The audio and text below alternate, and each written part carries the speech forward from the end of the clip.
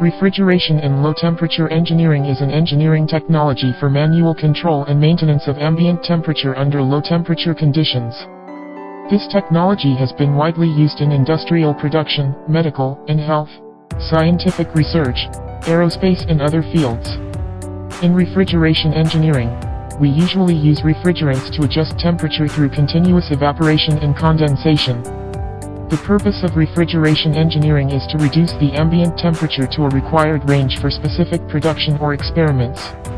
AMIA's refrigeration equipment is an ultra-low temperature unit that uses self-cascade refrigeration, replacing traditional multi-stage cascade refrigeration units and liquid nitrogen refrigeration units. It is mostly used in aerospace, military, electronic manufacturing and other industries.